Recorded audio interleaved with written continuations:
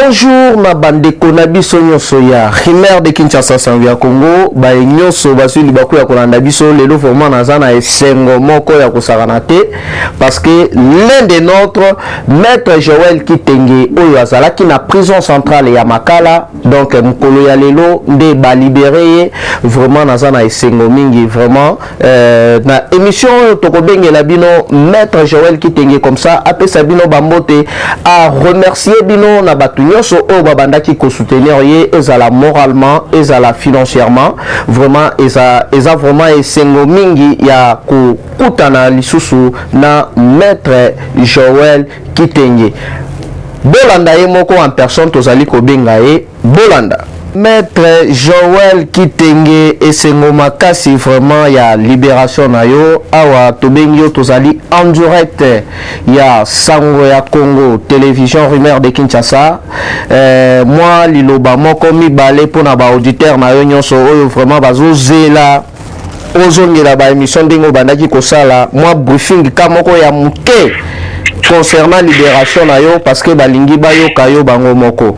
maloba eza Yayo Ndeko Maître Joël Kitenge. Merci beaucoup pour Bandeko Nabiso Nyonso, nous sommes de cœur avec eux. Merci pour le soutien, Nabango, appel, accompagnement de grâce. Nangolo Nanzambe, nous sommes encore dehors, déjà dehors bien sûr, et très bientôt, ceux qui nous allons reprendre nos activités. Nzamba Pambala Batunyoso, Batiaki Biso Loboko dans cette grande bataille judiciaire. Merci beaucoup. Merci beaucoup, Maître Joël Kitenge. Vraiment, Balandina Biso Nyoso ya Rimer de Kinshasa, Wanesaki Maître Kitenge, Joël Kitenge en personne. Donc, Abini, pour Nabino Bato Obosalaki na doute. Donc, Maître Kitenge, Togozongela yo Mbalasima, mais j'espère que semaine prochaine déjà Togozala ensemble. Merci beaucoup. Merci. Alors, après avoir koyoka intervention ya Maître Joël Kitenge, lelo tokolobela libération ya Maître Joël Kitenge, tokolobela lolenge nini ambassadeur américain na ba membre ya Sénat, donc commission ya défense ya Sénat américain, déjà mukolo ya lobby bazala ki na niveau ya Est, bakutani na Constadima oyo azali parmi ba gouverneur ya état de siège kuna bakei kosala nini parce que ba décision moko ya makasi ekoyi sur terrain nazali koyebisa bino ke non pona bango na nyonso ya RDC fini la récréation. Alors ndenge zawana kuna basololi nini babeti masolo nini bandeko balandi. Na deuxième point tokolobela sur arrestation ya assassin ya Floribert Chebeya Monsieur Doudou Ngoyi Ilunga bakangaki ye na niveau ya Lubumbashi nani yango asali ke bakanga ye ezali ye moko John Numbi na maki place azali azoluka déjà façon nini a collaborer na justice mais selon ye alobi boye ye azaki na ye kaka exécutant mutu atindaki ye azali procédure lolenge kendelaki ya monaki yango brutal yango apakataki mais azali prêt ya ko témoigner pe ko révéler ba makambo mususu oyo mokili eyebite nazali ko yebisa bino keno bina kwa nguvu les ozali ko sala mabe les ozali ko tinda batu basala mabe yeba keno jugement ya Nzambe ezali. Alors na kotoyo na justice ya mboka na biso déjà mukolo ya lobi bazuzi ya CPI na ba avocat international mukolo ya lobi bazaki na réunion na otobengi procureur général Dieudonné Kaloubi concernant ba crime contre l'humanité oyo elekani na mboka na biso nazali koyebisa bino keno awa soki oyebaki keno obomaki batu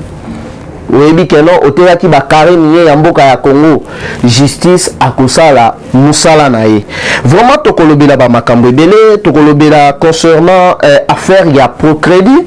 oyo ekomi Equity Bank nazali koyebisa bino keno bandeko na biso ba Congolais ba bomba bambongo kuna ti lelo bambongo wana batikala kopesa bango te donc babengi biso tozali ko réunir ba preuve nyonso na ba moyen nyonso parce que eza na député moko oya tutaki tolo ya kozwa affaire wana amema yango na niveau ya justice batu baye bapesi ba makambu nyonso mais l'air akomi kuna donc boyebi ndenge ezalaka ekomi kaka boye zigzag donc batu wana babengi biso baleli balobi bolobela biso soki bolobeli biso te nani mosusu akolobela biso yango tozali déjà kolancer yango yo mutu nyonso oyebaki keno obombaki mbongo na yo na procrédit oyo ekomi lelo Equity Bank contacter biso parce que toza na kati ya korecolter déjà ba témoignage nyonso na ba preuve nyonso ya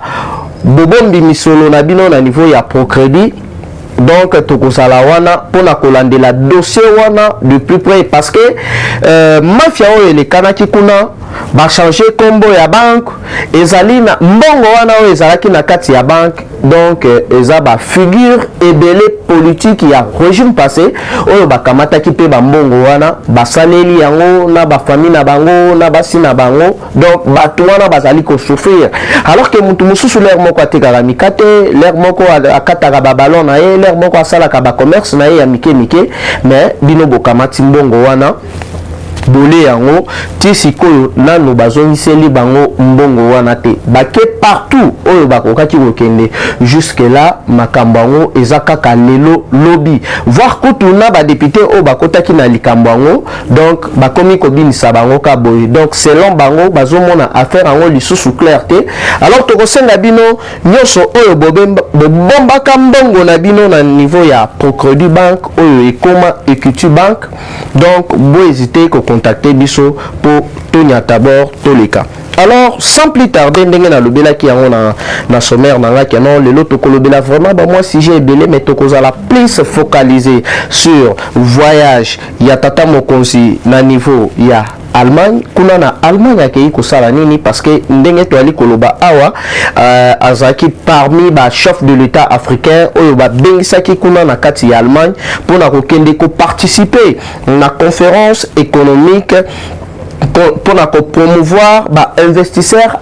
africains. Alors donc ezali pe na ba firme belé allemande oyo bakoya awa pona koya ko investir et loko bandaki ko casser bango ezalaki guerre ya est. Voilà pourquoi bato bazalaki wana vraiment à l'est souci na bango ezalaki que non bitumba wana et continuer bitumba wana ezala toujours internet comme ça ba investisseurs babanga koya ko investir na kati ya RDC. Alors tata Mokonzi en tant que 100% congolais, en tant que président oyo azalaka na posa ya souci ya peuple na ye ya ko améliorer social ya peuple na ye à 100% abundaki nanu asalaki akonjugaki effort de sorte que à mettre fin na niveau ya guerre ya est. Alors ba mesure nini oyo ezali prise à part état de siège ndenge to ali koloba awa commission défense ya Sénat américain mukolo ya lobi bakitaki na niveau ya est kuna pour kosala déjà étude ya millier koyeba lolenge nini bako déployer ba militaire américain na ba pays nyonso oyo tozali ba frontière na bango nyonso wana eza pona koyebisa bino ke non bana mai biliaki bango bikoki mais oyo concernant rencontre ya commission ya défense ya Sénat américain na quelques généraux américains, il y a plusieurs structures, il y a défense, il y a États-Unis d'Amérique, lelo na premier point tokolobelana nous voyage ya tata mokonzi na niveau ya Allemagne mu kontombolo mo mai kuna ke ko sala nini kaka na souci oyo azalaka na yango pona peuple congolais nazali koyebisa bino ke no population ya ndenge wana vraiment merci na la diaspora allemande na ba mindele bango tu bazolobaka katotikala komona fachi beton to muto azali ko sala makambu malamu na niveau ya Congo muto azali ko sala ke no guerre na Congo esi la tokende to mona ya live nazo bisabino que non on dirait arriver à Messi à Paris Saint-Germain donc président Fandi wana il faut signer na nous orthographe il y a quelques bateaux au baye kotala ye na makambo azali ko sala na Congo mboka o ezalaki déchiré mboka oyo ezalaki théâtre spécial ya ba criminel ezala économique ezala bato oyo bapoza bacrime contre l'humanité nazali koyebisa bino keno ekamwisi bango na mutu oyo ayaki na pouvoir akuti ba ebola koto oyo guerre mais nazali koyebisa bino keno na 2 mois ya pamba déjà le président Fachi oyo azali 100% congolais ebola esilaki na seconde alors que ebola wana ezalaki wana batu bazotinda batu mbongo ezali kobunga nde place oyo tata mokonzi alobaki keno nakende naluka nanu docteur na biso oyo ya congolais docteur Muyembe natinda ye kuna toyebi affaire ya ebola lolenge nini ebola esilaki donc bilan ezali vraiment largement positif parce que lelo grâce à état de siège même si ezana batu oyo bazali animé ya mauvaise foi ya commettre en place ba journaliste na bango kamikaze ya basaboter état de siège en complicité na quelques ba députés alors nazali koyebisa bino que non état de siège ezali kokende malamu parce que ba village plus de 75 village oyo babotolaki na maboko ya bangona ezongi na maboko na biso mais lelo tokozala plus focalisé na voyage ya tata mokonzi na niveau ya Allemagne kuna akei kosala nini na conférence économique oyo etali makambu ya ba investisseurs oyo bazali na lolenge pe posa ya koya koinvestir na mboka na biso Congo. Tata mokonzi akomaki Allemagne na ba collaborateur na ye nyonso oyo bapesaka ye baconseil ya malamu parce que soki bango te babiloko mosusu tata mokonzi alingaki ayeba te lelo à cause ya baproche na ye oyo mpe bazalaki vigilant na sur terrain de tata mokonzi ayebi ke non nombre oyo bapesaki ye ya bamilitaire congolais ezalaki bongo te à cause kaka ya bacollaborateur na ye wana nde bazali kopesa ye bamakanisi ya malamu ya ke non kokamata bakuluna oyo bazalaki négligé na société oyo babandaki koboma na opération likofi epai ya Kabila na général Kanyama mais lelo bakuluna wana à cause ya bonne volonté ya Fachi Beton na entourage na ye oyo bapesaka ye baconseil ya malamu lelo bakuluna wana bazali utile na société donc ndenge ezali awa toza déjà Kinshasa ezalaki déjà ravitaillé na plus de 5000 tonnes ya bakuluna oyo basali bilanga na niveau ya Kanyamaka c'est déjà quelque chose ya encourager. Alors mukolo ya lelo nde bazali kokutana na chambre ya commerce ya niveau ya Allemagne place nini bako solo la parce que ba investisseur bazali kowela baya ko investir na Congo et le ko bandaki ko casser bango ezalaki guerre parce que bato wana l'air bayaka ko investir ba chaka neni solo na bango mbongo na bango Angers donc l'air muto azali ko chambongo na ye Angers ezake non au retour azala pe na bénéfice na ye aye ba lolenge nini akofuta ba taxe na ye lolenge nini akofuta ba travailleur na ye mais avec ma régime mususu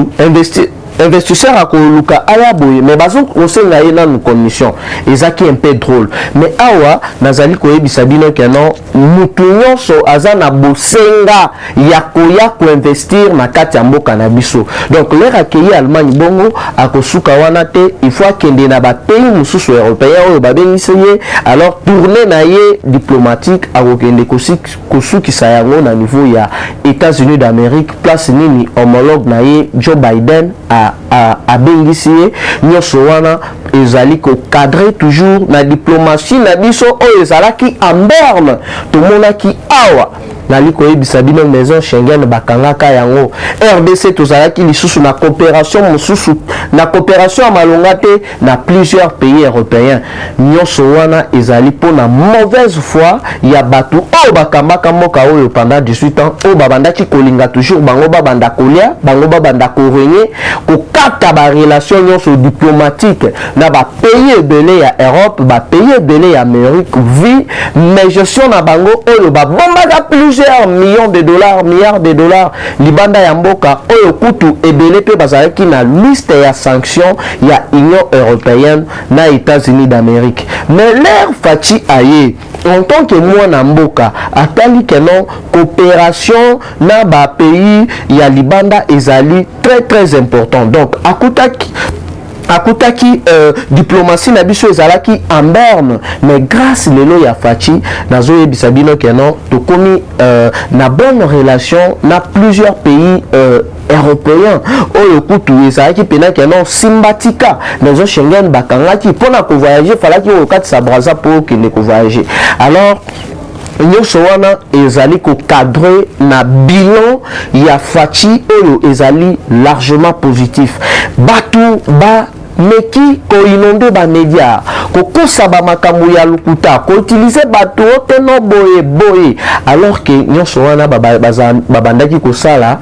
eza pona kosalir image ya Faci. Ndenge tolobaka toujours biso tokotikela bino ata minute moko te ya boya bosalir mwana bato oyo azali na volonté oyo mpe azali na courage ya kobongisa mboka na ye, parce que tomona bato koleka na bamedia kolobaka non ndenge ezali wana biso tokosala par tous les moyens ba-investisseur bakoya te tokocréer sécurité. Lelo bato wana discours ezali te, lelo bango nyonso bakei koyembela na seni, alors que na seni élection déjà elikanaki nango normal. Kadima azali Denis Kadima azali maintenu jusque là comme candidat oyo ako remplace azali maintenu comme président ya CENI élu démocratiquement oyo ako remplacer Corneille Nangaa. Donc bon matabo kita côté wana n'y a pas match. Donc bango tout ba discours bazaki nango c'est Kabila qui dirige, c'est patati patata. Lelo discours wana esili na minoko na bango, lelo bango nyonso bakomika kana seni maintenant ya boyi ko organiser ba élection. Donc batu oyo bazali ko bloquer ezali parti politique 5 na église protestante oyo arlin de ya inspection ya finance de bakei lisusu ko découvrir plus de 800 écoles protestantes oyo ezalaki fictive. Nyonso wana ezali batu oyo bazali animé na mauvaise foi ya kenoba étouffé gratuité ya enseignement. Mais Faci azali kolala pongi te kuna na Allemagne akei mpona kobina mbeya te to seyo te akei kobina te,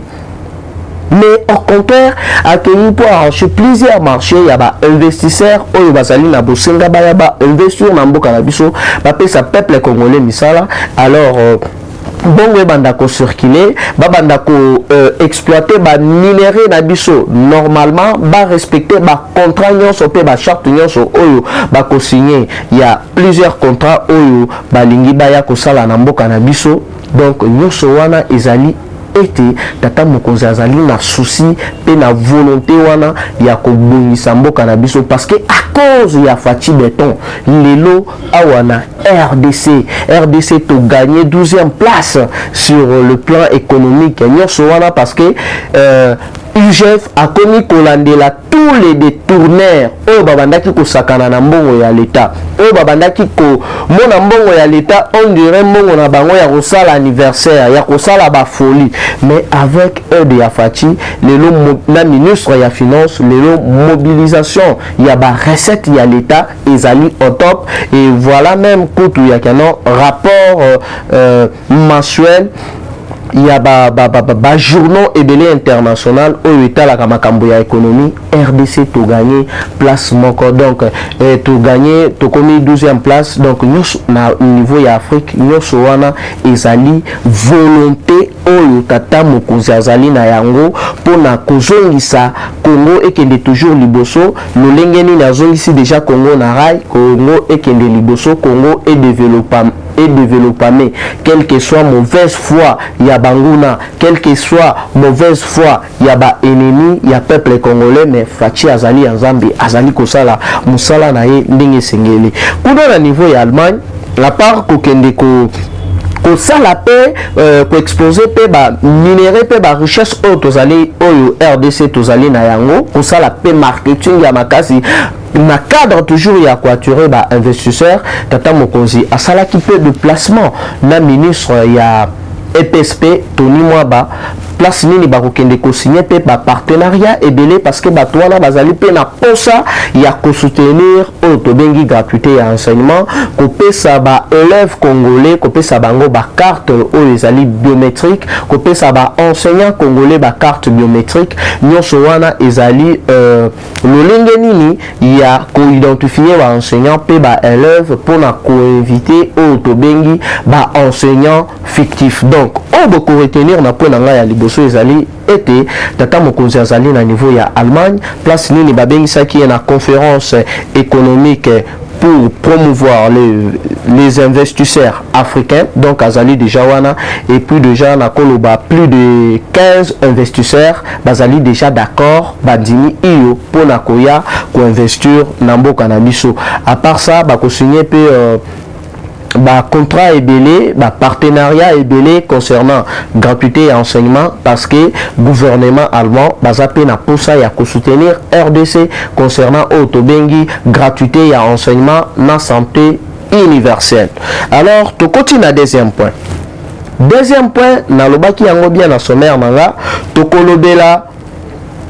ba membre ya défense ya Sénat américain oyo bakitaki na niveau ya est pona kotala déjà koyeba lolenge nini bakobanda ko travailler pe stratégie nini bako mettre en place. Premièrement nous na ba point na bango ezalaki épinglé na deux axes. Axe ya liboso ezali déploiement ya ba militaire américain na ba pays na biso nyonso voisin pona ko contrôler entrée na sortie. Deuxième axe ezali sur le plan technique to stratégique. Lolenge nini bakodote ba armée na biso na ba drone ya surveillance ya ko surveiller ba frontière nyonso pe ko surveiller ba mabele na biso nyonso ko surveiller mouvement nyonso ya banguna parce que ndenge ezali wana na ibisaki bino ke non ezali na mouvement moko ya rébellion oyo bandaki déjà ko se préparer na deux pays voisins na biso na objectif ya baya ba renverser pouvoir en place parce que ba comprendre que non carte bango ba bandaki ko beta ya koya ko envahir RDC ko boma ba peuple congolais ko payer ba minéraux na biso ezali lisusu ko simbate facha zala ki clair na bango ayebisaki bango ke non soki boza na bosenga ya koya ko investir to ko exploiter ba minéraux na biso boya na voie normale to signer na bino partenariat to yebi ke non biso RDC to ko gagner boye bino boko gagner boye mais l'air bozali koya na ndenge ya mbutu na ndenge ya meme boye ba ke non e ko simba ata mokolo mokote. Donc na axe ya liboso na lobaki bien que non bako déployer ba militaire américain na ba pays voisin. Na deuxième axe ezali pour ba doter armée na biso na ba appareil moko stratégique lolenge ekobanda ko permettre bango koyeba position ya munguna. 2 ko espionner lolenge nini munguna akobanda ko kosala ba plan na ye machiavélique pona koya ko déstabiliser mboka na biso parce que ezali na quelques multinationalistes ndenge na lobaka yango chaque fois oyo bakei déjà ko solliciter ba pays voisins oyo bayambi ba réfugiés na lolenge basala réseau moko ya état islamique po babanda koya kosala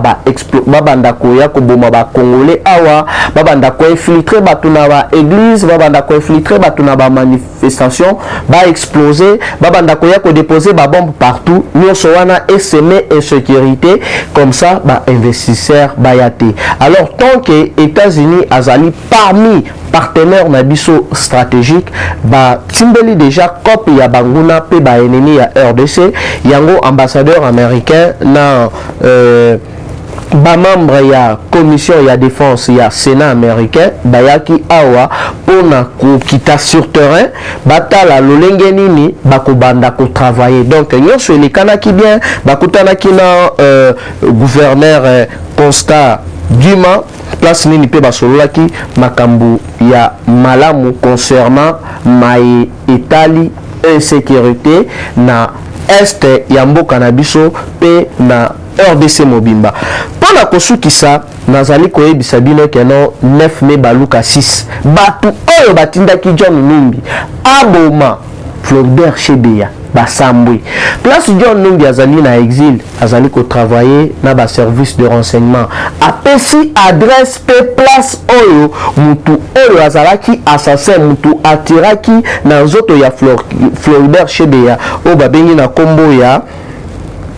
Dudu Ngoi Ilunga. Donc yende azalaki assassin ya Floribert Chebeya. Ndenge tozali koloba na bino awa bakangaki ye déjà na niveau ya Lubumbashi, aye déjà awa na ville province de Kinshasa. Nde bomoni de l'autre côté plusieurs avocats ya Libanda na ba quelques juges ya CPI bayaki awa kokutana na procureur général pour na étudier déjà possibilité nini bakoya ko installer tribunal pénal international et puis justice asala musala na ye ba coupable nyonso oyo baposaki ba crime contre l'humanité bazala devant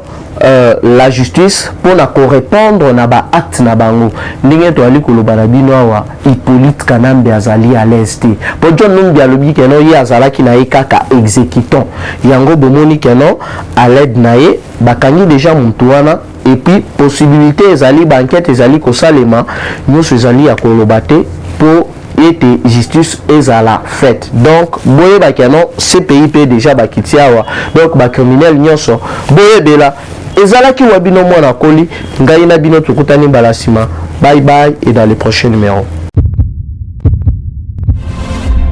Eshima, votre magazine qui bat au rythme de l'actualité. Retrouvez la nouvelle édition.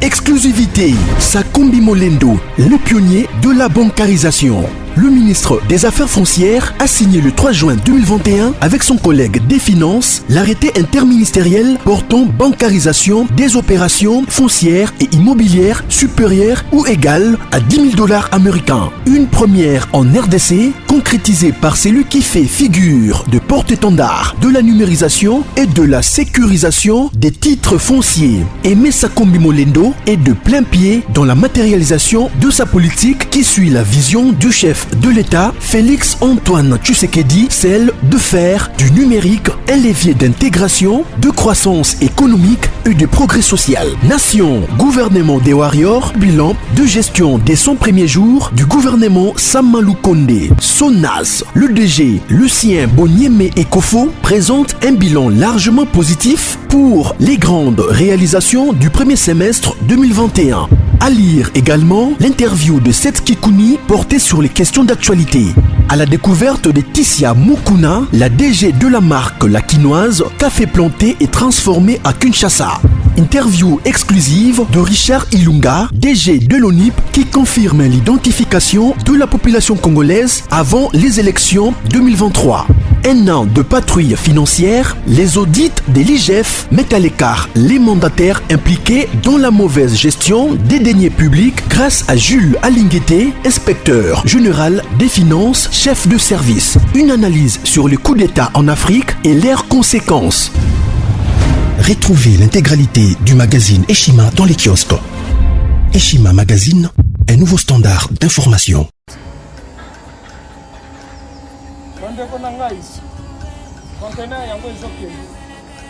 Le 26 mai, les conteneurs. Conteneur chaque mois. Donc,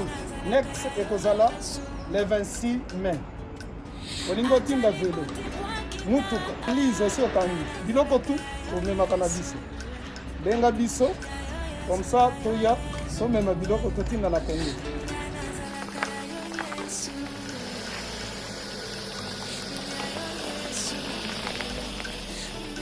Bandeko kari yangoyo, touti kozongo,